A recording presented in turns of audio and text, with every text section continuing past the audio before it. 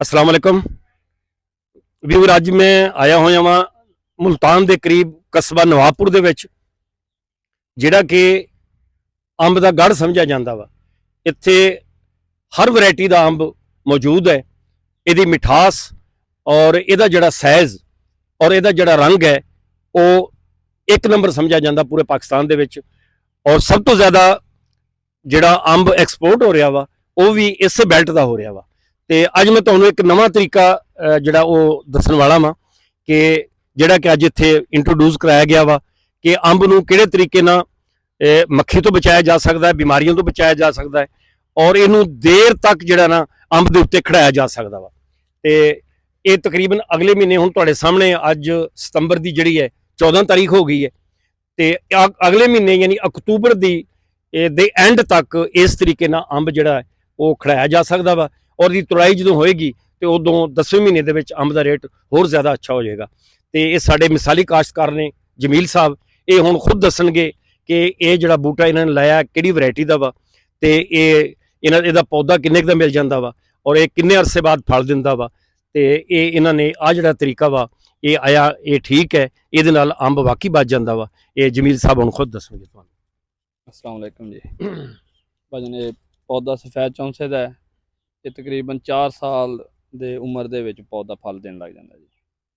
ਠੀਕ ਹੈ ਜੀ। ਪਿਛਲੇ ਸਾਲ ਅਸੀਂ ਇਹ ਪਹਿਲੀ ਦਫਾ ਤਜਰਬਾ ਕੀਤਾ ਸੀਗਾ ਥੈਲੀਆਂ ਚੜਾਉਣ ਦਾ। ਤਕਰੀਬਨ 10ਵੇਂ ਮਹੀਨੇ ਦੀ 20 ਤਰੀਕ ਤੱਕ ਇਹ ਅੰਬ ਚੱਲ ਗਿਆ ਸੀ ਸਾਡਾ। ਇਨਸ਼ਾਅੱਲਾ ਇਸ ਦਫਾ ਅਸੀਂ ਜ਼ਿਆਦਾ ਚੜਾਇਆ, ਦੇਖੋ ਕਿਦੋਂ ਤੱਕ ਇਹਦਾ ਤਜਰਬਾ ਕਾਮਯਾਬ ਹੁੰਦਾ ਜੀ। ਠੀਕ ਹੈ ਜੀ। ਔਰ ਇਹ ਪੌਦਾ ਜਿਹੜਾ ਹੈ ਇਹ ਹੈਡ ਦੇ ਮੁਤਾਬਕ ਕੀਮਤ ਨਾਲ ਇਹਦਾ ਤਾਲੁਕ ਰੱਖਦਾ ਹੈ। 3 ਫੁੱਟ ਦਾ ਲਵਾਂਗੇ ਉਹਦਾ ਆਪਣੀ ਕੀਮਤ ਹੋਏਗੀ, 5 ਫੁੱਟ ਦਾ ਲਵਾਂਗੇ ਉਹਦੀ ਆਪਣੀ ਕੀਮਤ ਹੋਏਗੀ। ਠੀਕ ਹੈ ਜੀ। ਔਰ ਇਹਦੀ ਕਾਸ਼ਤਕਾਰੀ ਜਿਹੜੀ ਹੈ 10ਵੇਂ ਮਹੀਨੇ 'ਚ ਸਟਾਰਟ ਹੋ ਜਾਂਦੀ ਹੈ। ਇਹ ਤੁਸੀਂ ਸਾਨੂੰ ਕੀ ਮਸ਼ਵਰਾ ਦਿਓਗੇ ਕਿ ਜਿਵੇਂ ਹੁਣ ਸਾਡੇ ਕਿਸਾਨ ਦੇ ਹਾਲਾਤ ਜਾ ਰਹੇ ਨੇ ਤੇ ਜਿਵੇਂ ਅੰਬ ਦੀ ਕਾਸ਼ਤ ਜਿਹੜੀ ਹੈ ਉਹ ਬਹੁਤ ਘੱਟ ਹੋਈ ਹੈ ਔਰ ਪਹਿਲਾ ਅੰਬ ਜਿਹੜਾ ਕਾਲੋਨੀਆਂ ਦੀ ਵਜ੍ਹਾ ਨਾਲ ਕੱਟਿਆ ਬਹੁਤ ਜ਼ਿਆਦਾ ਗਿਆ ਵਾ, ਤੇ ਇਹ ਹੁਣ ਇੱਕ ਕਿਸਾਨ ਨੂੰ ਜਿਹੜਾ ਉਹ ਅੰਬ ਲਾਉਣਾ ਚਾਹੀਦਾ ਵਾ? ਹਾਂਜੀ ਬੇਸ਼ੱਕ ਜੀ, ਲਾਣਾ ਚਾਹੀਦਾ ਹੈ ਅੰਬ ਦਾ। ਦੂਸਰੇ ਫਸਲਾਂ ਤੋਂ ਬਹੁਤ ਬਿਹਤਰ ਹੈ ਇਹਦੀ ਆਮਦਨ। ਹਾਂਜੀ, ਲੇਕਿਨ ਅਗਰ ਪਾਕਿਸਤਾਨ ਦੇ ਵਿੱਚ 2 ਨੰਬਰ ਸਪਰੇਵਾਂ ਦਾ ਵਿਕਰਾ ਬੰਦ ਹੋਵੇ ਤੇ ਫਿਰ ਇਹਦੀ ਕਾਸ਼ਤਕਾਰੀ ਮਜ਼ੀਦ ਤਰੱਕੀ ਕਰ ਸਕਦੀ ਹੈ, ਕਿਉਂਕਿ ਅਸੀਂ ਹਰ ਮੁਮਕਿਨ ਕੋਸ਼ਿਸ਼ ਕਰਨ ਦੇ ਬਾਵਜੂਦ ਤੇਲੇ ਦੇ ਕੰਟਰੋਲ ਨਹੀਂ ਕਰ ਸਕਦੇ। ਬਾਗਾਂ ਤੇ ਦਵਾਈਆਂ 2 ਨੰਬਰ ਮਿਲਦੀਆਂ ਨੇ, ਰਿਜ਼ਲਟ ਬਿਹਤਰ ਨਹੀਂ ਆਉਂਦਾ ਸਾਡਾ। ਅੱਛਾ, ਇਹਦੇ ਨਾਲ ਜਿਹੜਾ ਐਕਸਪੋਰਟ ਹੋ ਰਿਹਾ ਵਾ ਇਹ ਅੰਬ, ਤੇ ਇਹ ਆਇਆ, ਇਹ ਐਕਸਪੋਰਟ ਜਿਹੜਾ ਹੈ ਉਹਦੇ ਵਧਾਉਣ ਦੇ ਵਿੱਚ ਹਕੂਮਤ ਨੂੰ ਕੀ ਕਰਨਾ ਚਾਹੀਦਾ ਹੈ ਕਿ ਸਾਡਾ ਕੀਮਤੀ ਜਿਹੜਾ ਜ਼ਰੇ ਮੁਬਾਦਲਾ ਵਾ, ਯਾਨੀ ਜਿਹੜੇ ਡਾਲਰ ਨੇ ਸਾਡੇ ਪਾਕਿਸਤਾਨ 'ਚ, ਡਾਲਰ ਦੀ ਤਾਂ ਬਹੁਤ ਲੋੜ ਹੈ ਨਾ, ਤੇ ਇਹ ਕਿਸ ਤਰੀਕੇ ਨਾਲ ਜਿਹੜਾ ਨਾ ਉਹ ਹਕੂਮਤ ਤਾਵਨ ਕਰੇ ਕਿ ਸਾਡੀ ਐਕਸਪੋਰਟ ਜਿਹੜੀ ਹੈ ਉਹ ਵਧੇ? ਪਰ ਇਹ ਜਬ ਤੱਕ ਹੁਕੂਮਤ ਬਾਰਡਰਾਂ ਤੇ ਇਜਾਜ਼ਤ ਨਹੀਂ ਦਿੰਦੀ ਸਪੋਰਟ ਨੂੰ ਆਉਣ ਜਾਣ ਦੀ, ਉਹਨਾਂ ਚਿਰ ਸਪੋਰਟ ਦਾ ਬਿਜ਼ਨਸ ਨਹੀਂ ਵੱਧ ਸਕਦਾ। ਜਿੰਨੇ ਵੀ ਲੋਕ ਇੱਥੇ ਅੰਬ ਖਰੀਦਣ ਵਾਸਤੇ ਆਉਂਦੇ ਨੇ ਸਾਰੇ ਕਹਿੰਦੇ ਨੇ ਕਿ ਗੌਰਮੈਂਟ ਦਾ ਟੈਕਸ ਬਹੁਤ ਜ਼ਿਆਦਾ ਹੈ, ਇਸ ਵਜ੍ਹਾ ਤੋਂ ਅਸੀਂ ਜਿਹੜਾ ਨਾ ਖਰੀਦਦਾਰੀ ਨਹੀਂ ਕਰਦੇ। ਟੈਕਸ ਇੰਨਾ ਜ਼ਿਆਦਾ ਹੈਗਾ, ਕੀਮਤ ਤੋਂ ਵੀ ਵੱਧ ਕੇ ਹੈ ਜੀ ਇਹ ਇਹਨਾਂ ਦਾ। ਇਸੇ ਵਜ੍ਹਾ ਤੋਂ ਜਿਹੜਾ ਵੀ ਇਨਵੈਸਟਰ ਆਉਂਦਾ ਉਹ ਆਪਣੀ ਖਰੀਦਦਾਰੀ ਬੰਦ ਕਰ ਜਾਂਦਾ। ਤੇ ਤੁਸੀਂ ਹੁਣ ਸਾਨੂੰ ਕੀ ਮਸ਼ਵਰਾ ਦਿਓਗੇ ਕਿ ਇਹ ਜਿਹੜੇ ਪੌਦੇ ਨੇ ਇਹ ਕਿੱਥੋਂ ਲੈਣੇ ਚਾਹੀਦੇ ਨੇ ਔਰ ਇਹ ਤਕਰੀਬਨ ਕਿੱਡਾ ਇਹਦਾ ਪੌਦਾ ਹੋਵੇ ਤੇ ਜਦੋਂ ਅਸੀਂ ਲਾਈਏ ਲੈਣਾ ਚਾਹੀਦਾ ਤੇ ਕਿਹੜੇ ਮੌਸਮ 'ਚ ਲੱਗਦਾ ਵਾ?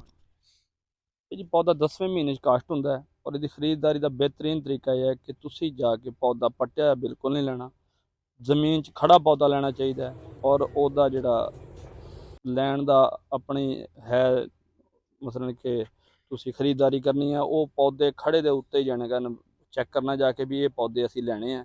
ਪੱਟਿਆ ਹੋਇਆ ਪੌਦਾ ਬਿਲਕੁਲ ਨਹੀਂ ਲੈਣਾ ਚਾਹੀਦਾ ਜੀ। ਇਹ ਤੁਸੀਂ ਕੀ ਮਸ਼ਵਰਾ ਦਿਓਗੇ ਕਿ ਇਹ ਕਿਸਾਨ ਨੂੰ ਜਿਹਦੇ 'ਚ ਅੱਛੀ ਪੈਦਾਵਾਰ ਵੀ ਹੋਵੇ ਔਰ ਦੇਰ ਤੱਕ ਜਿਹੜਾ ਉਹ ਪੌਦਾ ਖੜਾ ਰਵੇ, ਤੇ ਕਿਹੜੀ ਕਿਸਮ ਲਾਉਣੀ ਚਾਹੀਦੀ? ਦੇਰ ਤੱਕ ਜੀ ਸਭ ਤੋਂ ਸਫੈਦ ਚੌਂਸਾ ਹੀ ਸਭ ਤੋਂ ਲੇਟ ਵੈਰਾਈਟੀ ਹੈ ਜੀ। ਇਸ ਤੋਂ ਜ਼ਿਆਦਾ ਜਿਹੜਾ ਬਿਹਤਰ ਆਮਦਨ ਜਾਂ ਬਿਹਤਰ ਪੈਦਾਵਾਰ ਦੇਣ ਵਾਲੀ ਕੋਈ ਵੀ ਵੈਰਾਈਟੀ ਨਹੀਂ ਹੈਗੀ ਅਜੇ ਤੱਕ ਮਾਰਕੀਟ 'ਚ। ਤੇ ਹੁਣ ਸਾਨੂੰ ਤੁਸੀਂ ਇਹ ਜਿਹੜਾ ਥੈਲੀ ਚੜਾਈ ਹੋਈ ਹੈ ਇਹਦੇ ਵਿੱਚੋਂ ਇਹ ਸਾਡੇ ਦੇਖਣ ਵਾਲਿਆਂ ਨੂੰ ਇਹ ਤੁਸੀਂ ਆਪ ਤੋੜ ਕੇ ਦਿਖਾਓ, ਨਹੀਂ ਤਾਂ ਉਹ ਕਹੀਓ ਜਿਵੇਂ ਮੁਰਗੀ ਦੇ ਉਹ ਅੰਡੇ ਲੱਗੇ ਹੋਏ ਸੀਗੇ ਉਹ ਪੌਦੇ ਨਾਲ ਉਹ ਦਿਖਾ ਦਿੰਦੇ ਨੇ। ਇਹ ਤੁਸੀਂ ਆਪ ਇਹਦੇ ਸਾਹਮਣੇ ਨਾ, ਇਹ ਕੈਮਰਾਮੈਨ ਜ਼ਰਾ ਨੇੜੇ ਕਰੋ, ਇਹ ਆਪ ਦੇਖੋ ਜੀ, ਇਹ ਤੁਹਾਡਾ ਇਹ ਪੂਰੇ ਦਾ ਪੂਰਾ ਇਹ ਅੰਬ ਲੱਗਾ ਹੋਇਆ ਵਾ ਜਿਹੜਾ ਅਸੀਂ ਥੈਲੀ ਦੇ ਵਿੱਚੋਂ ਤੁਹਾਡੇ ਸਾਹਮਣੇ ਕੱਢਿਆ ਵਾ।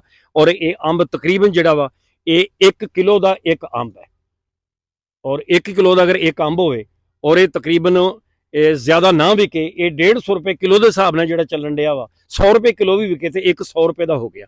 ਠੀਕ ਹੈ, ਤੇ ਇਹ ਇੱਕ ਪੌਦੇ ਨੂੰ ਜ਼ਿਆਦਾ ਨਾ ਲੱਗਣ, ਛੋਟੇ ਜਿਹੇ ਪੌਦੇ ਦੇ ਵੀ 100 ਦਾਣਾ ਲੱਗੇ। ਯਾਨੀ ਛੋਟੇ ਜਿਹੇ ਪੌਦੇ ਦੇ ਉੱਤੇ ਜਿਹੜਾ ਏਡਾ ਪੌਦਾ ਵਾ ਨਾ, ਇਹਦੇ ਤੇ 100 ਦਾਣਾ ਲੱਗਾ ਵਾ ਤੇ 10,000 ਦਾ ਇੱਕ ਪੌਦਾ ਹੋ ਗਿਆ। ਇਹ ਇੱਕ ਏਕੜ ਦੇ ਵਿੱਚ ਅਮੂਮਨ ਕਿੰਨੇ ਪੌਦੇ ਲੱਗਦੇ ਨੇ? ਅਮੂਮਨ ਪੌਦੇ ਜੀ ਇਸ ਟਾਈਮ ਜਿਹੜੇ ਸਾਡੇ ਲਾਏ ਜਾ ਰਹੇ ਨੇ ਉਹ ਤਕਰੀਬਨ 60 ਪੌਦਾ ਲਾ ਰਹੇ ਅੱਛਾ ਅੱਛਾ ਅੱਛਾ, ਨੇ। 10 ਪੌਦਿਆਂ ਦੀ ਇੱਕ ਲਾਈਨ ਲਾ ਰਹੇ ਹਾਂ, 6 ਲਾਈਨਾਂ ਯਾਨੀ ਇਹ 60 ਪੌਦਾ ਜਿਹੜਾ ਇਹਨਾਂ ਨੇ ਲਾਇਆ ਹੋਇਆ ਵਾ। ਤੇ ਅਗਰ ਲੇਕਿਨ ਹੁਣ ਜਿਹੜੀ ਟੈਕਨੋਲੋਜੀ ਆਈ ਹੈ, ਇਹ ਕਹਿ ਸਕਦੇ ਹਾਂ ਕਿ ਹੁਣ ਇਹ 100 ਪੌਦਾ ਵੀ ਲੱਗ ਸਕਦਾ ਵਾ। ਚਲੋ ਅਗਰ ਫਰਜ਼ ਕਰੋ 100 ਪੌਦਾ ਜਿਹੜਾ ਹੈ ਉਹ ਅਗਰ 100 ਵੀ ਇੱਕ ਦੇਵੇ ਦਾਣਾ ਤੇ 1 ਕਿਲੋ ਦਾ ਦਾਣਾ ਯਾਨੀ 10,000 ਦਾ ਵੀ ਹੋਵੇ ਤੇ 10 ਲੱਖ ਦਾ ਏਕੜ ਬਣ ਜਾਂਦਾ ਵਾ। ਤੇ ਜਦੋਂ ਪੌਦਾ ਵੱਡਾ ਹੋ ਜਾਵੇ ਉਦੋਂ ਇਹ ਕਿੰਨੀ ਕੁ ਪੈਦਾਵਾਰ ਦੇ ਦਿੰਦਾ?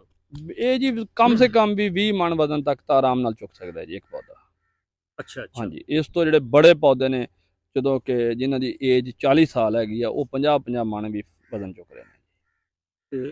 ਤੇ ਅਗਰ ਇੱਕ ਪੌਦਾ ਤੁਹਾਡੇ ਮੁਤਾਬਿਕ 20 ਮਣ ਦਿੰਦਾ ਹੈ, 15 ਮਣ ਹੀ ਤੁਸੀਂ ਲਾਓ ਔਰ ਇਹਦਾ ਰੇਟ ਤਕਰੀਬਨ 3000 ਰੁਪਏ ਮਣ ਤੇ ਕੱਚੇ ਦਾ ਹੁੰਦਾ ਹੋਏਗਾ ਨਾ? ਮੁxtਲਿਫ ਵੈਰਾਈਟੀਆਂ ਦੇ ਹਿਸਾਬ ਨਾਲ ਰੇਟ ਹੈ। ਅੱਛਾ ਅੱਛਾ, ਯਾਨੀ ਵੈਰਾਈਟੀ ਦੇ ਹਿਸਾਬ ਨਾਲ। ਤੇ ਫਿਰ ਵੀ ਇੱਕ ਪੌਦਾ ਜਿਹੜਾ ਹੈ ਇਸ ਹਿਸਾਬ ਨਾਲ ਅਗਰ 15 ਮਣ ਦੇਵੇ ਔਰ ਇਹ 3000 ਰੁਪਏ ਹੋਵੇ ਤੇ ਤਕਰੀਬਨ 45000 ਦਾ ਬਣ ਗਿਆ ਨਾ। ਤੇ ਯਾਨੀ 45000 ਦਾ ਹੋਵੇ ਤੇ ਫਰਜ਼ ਕਰੋ 60 ਪੌਦੇ ਵੀ ਹੋਣ ਤੇ ਇਹ 40000 ਦਾ ਵੀ ਹੋਵੇ ਤੇ 24 ਲੱਖ ਦਾ ਬਣਦਾ ਵਾ।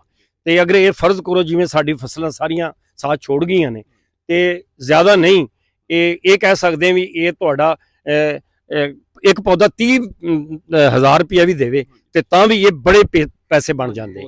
ਤੇ ਸਾਡੇ ਫਿਰ ਤੁਸੀਂ ਜਿਹੜੇ ਆਮ ਕਾਸ਼ਤਕਾਰ ਨੇ ਉਹਨਾਂ ਨੂੰ ਕੀ ਮਸ਼ਵਰਾ ਦਿਓਗੇ ਕਿ ਇਹ ਲਾਉਣ ਤੇ ਇਹਦੀ ਹਿਫਾਜ਼ਤ ਕਿਵੇਂ ਕੀਤੀ ਜਾਂਦੀ ਹੈ?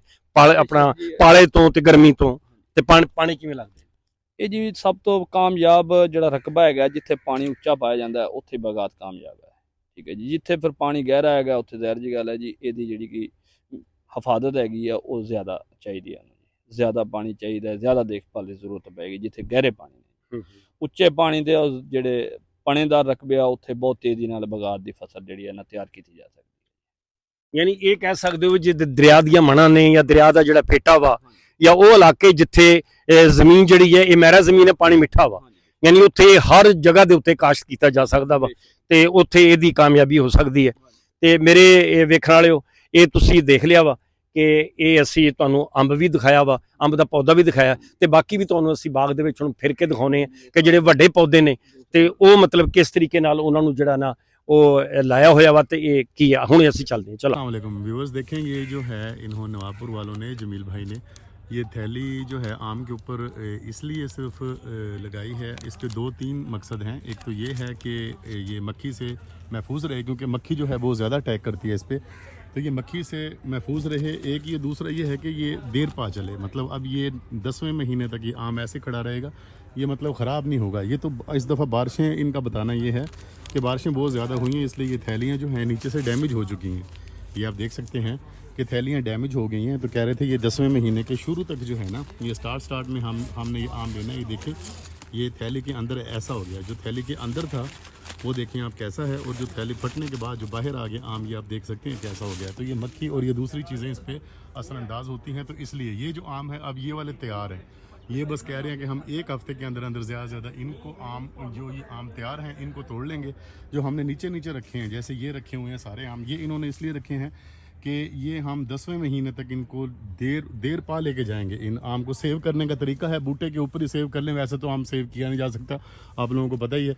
अगर जब हमने आम को उतार लिया, आम को उतारने के बाद बस फिर ये है कि उसके आप वैसे उसको रख दें या पाल लगा लें, उसको पाल लगा के बस ज़्यादा से ज़्यादा 7 से 8 दिन में उसको इस्तेमाल कर लें। इसको रखने का तरीका यही है। Okay viewers, thank you.